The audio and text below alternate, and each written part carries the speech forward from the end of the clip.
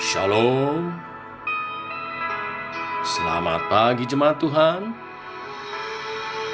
Berjumpa kembali dalam doa pagi online. Ku hidup karena percaya, Kau yang berjanji setia. Pengharapanku selalu ada di dalam-Mu. Ku tidak akan menyerah meski dalam kesesakan. Seluruh hidupku dalam genggaman-Mu. Oh, aku punya Tuhan yang besar, yang telah berjanji dan sanggup menggenapi. Imanku bersepakat, percaya kuasa-Nya. Ku terima sekarang kemenangan dari-Mu.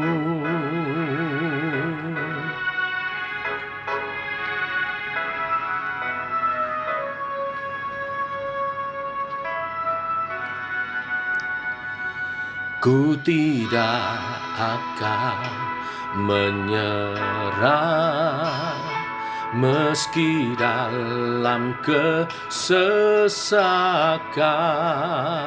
Seluruh hidupku dalam genggaman-Mu. Oh, aku punya Tuhan yang besar, yang telah berjanji dan sanggup menggenapi. Imanku bersepakat, percaya kuasa-Nya. Ku terima sekarang kemenangan dari-Mu.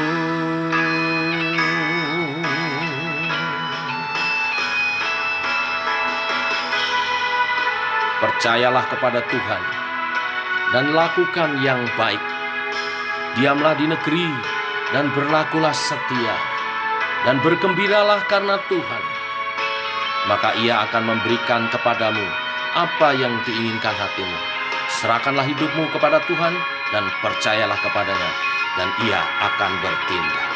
Aku punya Tuhan yang besar, yang telah berjanji dan sanggup menggenapi. Imanku bersepakat, percaya kuasa-Nya. Ku terima sekarang kemenangan dari-Mu.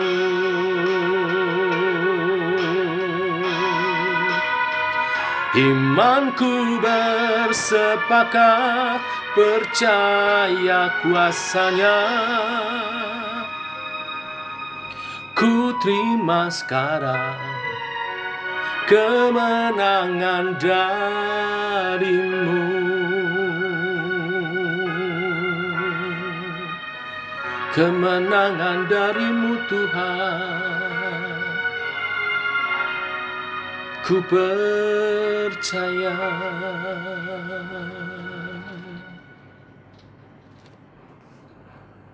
Piala pujian ini menyatakan iman percaya kami kepada Tuhan, akan rancangan-Mu dan janji-janji-Mu yang Kau nyatakan dalam firman-Mu. Teguhkan oleh kebenaran firman yang sebentar kami renungkan dalam nama Tuhan Yesus Kristus.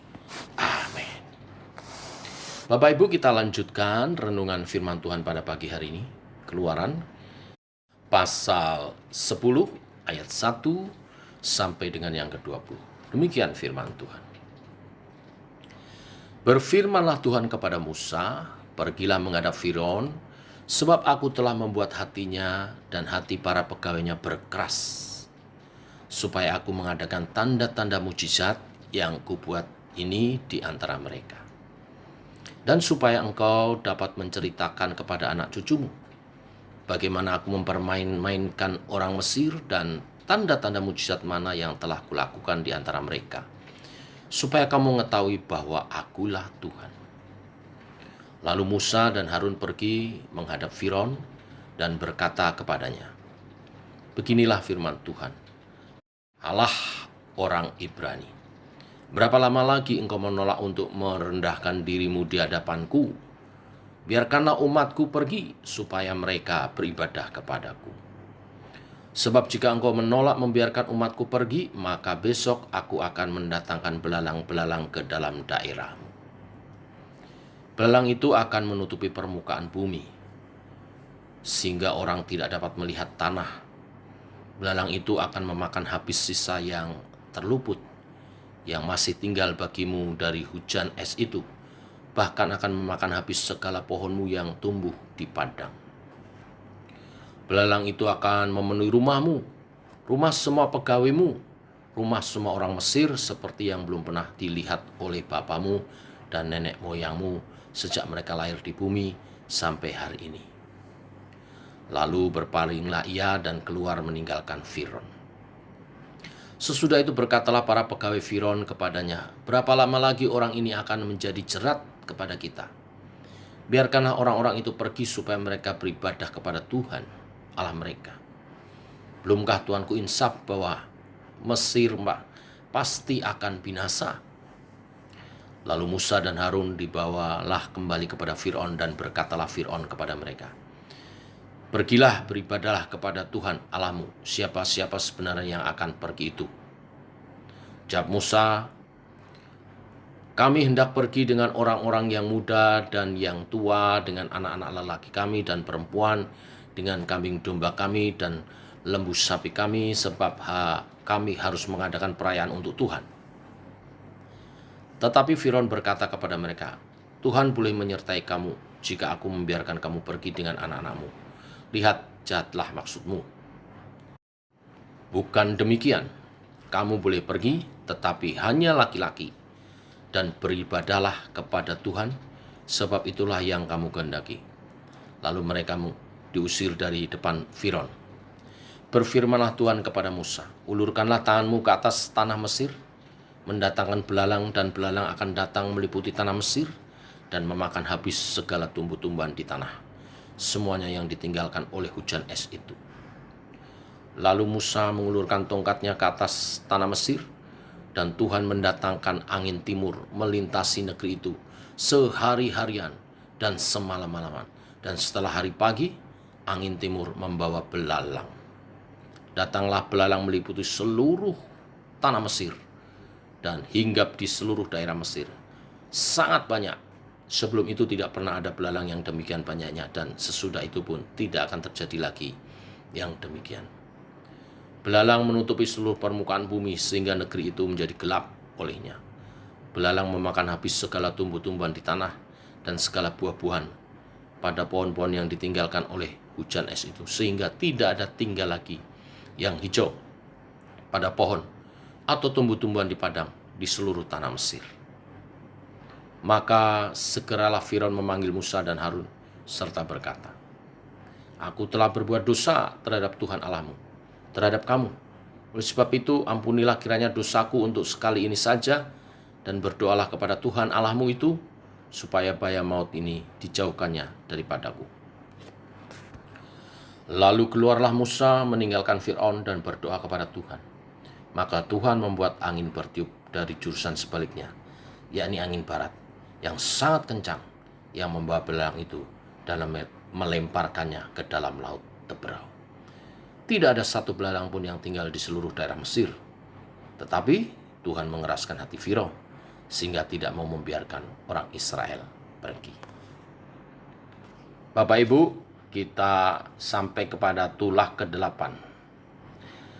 Di tulah ke-8 ini disebutkan tentang kekerasan hati. Bukan hanya Firaun, melainkan juga para pegawainya juga. Di ayat 1 dikatakan, "Berfirmanlah Tuhan kepada Musa, pergilah menghadap Firaun, sebab aku telah membuat hatinya dan hati para pegawainya berkeras, supaya aku mengadakan tanda-tanda mujizat yang kubuat ini di antara mereka." Setidaknya ada 2 dosa Mesir berkaitan dengan tulah-tulah ini. 2 yang terutama. Yang pertama, menghambat umat Tuhan untuk datang beribadah. Setiap kali Musa datang kepada Firaun membawa perintah dari Tuhan supaya Firaun membiarkan umat Allah pergi untuk beribadah kepada Tuhan. Bapak Ibu, segala bentuk upaya yang menghambat umat Tuhan untuk datang beribadah, untuk lebih giat lagi beribadah, adalah dosa Mesir. Sebagai umat Tuhan, mari kita menggalakkan semangat untuk beribadah, bukan justru sebaliknya di antara kita. Segala upaya yang menghambat, mengurangi untuk kita lebih giat beribadah, bersemangat di dalam Tuhan, adalah dosa Mesir. Pak, itu kan dilakukan oleh orang Mesir, orang-orang yang bukan orang percaya, bukan umat Tuhan. Jangan salah, Bapak Ibu Saudara sekalian. Sudah menjadi umat Tuhan pun, kita bisa melakukan dosa Mesir kalau kita tidak mendukung kegiatan-kegiatan ibadah kita, berkata negatif tentang program kegiatan gereja kita, sehingga orang lain yang tadinya bersemangat menjadi lemah. Itu dosa Mesir. Jadi Bapak Ibu, apapun program kegiatan gereja kita, mari kita dukung. Itulah umat Tuhan yang benar. Seperti Musa dan Harun, apa yang diperintahkan Tuhan, dia sampaikan kepada umat Tuhan. Apa yang diperintahkan Tuhan, dia sampaikan kepada Firaun. Ya, tanpa takut, khawatir, karena mereka percaya, mereka berjalan oleh kebenaran firman Tuhan. Yang kedua, dosa kekerasan hati. Dan saya menyoroti secara khusus justru pegawai-pegawai Firaun. Firaun memang keras hati, tapi di tulah ke-8 ini disebutkan juga pegawai-pegawainya juga. Padahal mereka tidak seperti Firaun. Kenapa? Karena sempat menyerah juga. Di ayat 7 dikatakan, ya, sesudah itu berkatalah para pegawai Firaun kepadanya, berapa lama lagi orang ini akan menjadi jerat kepada kita? Biarlah orang-orang itu pergi, supaya mereka beribadah kepada Tuhan Allah mereka. Belumkah Tuanku insaf bahwa Mesir pasti akan binasa? Jadi mereka sebetulnya sudah jera dan mengusulkan agar Tuan Firaun membiarkan umat Israel pergi. Jadi di mana letak kekerasan hati mereka? Bukankah mereka sebetulnya sudah menyerah? Sudah justru membujuk Firaun juga supaya melepaskan umat Israel pergi. Benar Bapak Ibu Saudara, namun yang terjadi, mereka itu hanya jera, bukan pertobatan. Yang Tuhan kehendaki kepada setiap orang itu pertobatan, bukan cuman jera. Mereka menganggap bencana atas negerinya bukan akibat mereka melawan Tuhan, namun mereka berpikir ini semua disebabkan oleh Musa dan Harun, sehingga mereka menyebut Musa dan Harun itu jerat bagi mereka. Perlawanan terhadap Tuhan dengan menuding pihak lain sebagai sumber masalah adalah bentuk kekerasan hati juga. Nah, ini poinnya Bapak Ibu Saudara sekalian. Ada kecenderungan sementara orang untuk menolak Tuhan, tetapi diekspresikan melalui cara menyalahkan pihak ketiga. Seperti yang dilakukan pegawai-pegawai Firaun ini yang menyalahkan Musa dan Harun. Nah, kita diingatkan, hal ini juga bisa terjadi di tengah umat Tuhan. Contohnya, tidak mau aktif dalam pelayanan, dalam ibadah, karena merasa kurang diperhatikan, karena merasa pengurusnya, pendetanya, pilih kasih, pendek kata, ada saja pihak ketiga yang dipersalahkan. Hati-hati. Pengalian tanggung jawab semacam ini, bagi Tuhan sikap itu juga bentuk lain dari kekerasan hati. Inilah berita firman hari ini. Hati-hati terhadap dosa Mesir. Jangan menghalangi umat beribadah dan jangan keras hati. Mari kita berdoa. Bapa, kami mengucap syukur buat hari yang baru hari ini. Kami boleh bangun dalam keadaan sehat, ini anugerah-Mu. Dan pagi hari ini firman-Mu mengingatkan kepada kami tentang dosa Mesir. Tuhan membebaskan setiap kami untuk beribadah kepada Tuhan. Dan kami harus lakukan itu dengan antusias, dengan semangat. Secara khusus tahun ini, dengan semangat memuji menyembah Tuhan dalam roh dan kebenaran. Kiranya dijauhkan kami dari dosa Mesir, yaitu hal-hal, alasan-alasan apapun yang menghambat untuk kami bersemangat dalam beribadah, untuk kami menghambat penyelenggaraan daripada ibadah kepada Tuhan. Kami harus menjadi katalisator semangat bagi orang lain, dan diri kami pun harus terus bersemangat di dalam Tuhan. Dan beri kami kelembutan hati dan ketaatan untuk taat kepada perintah Tuhan. Tidak banyak alasan, apalagi mengeraskan hati, melimpahkan tanggung jawab kepada orang lain, menyalahkan orang lain. Dijauhkan kami dari itu Tuhan.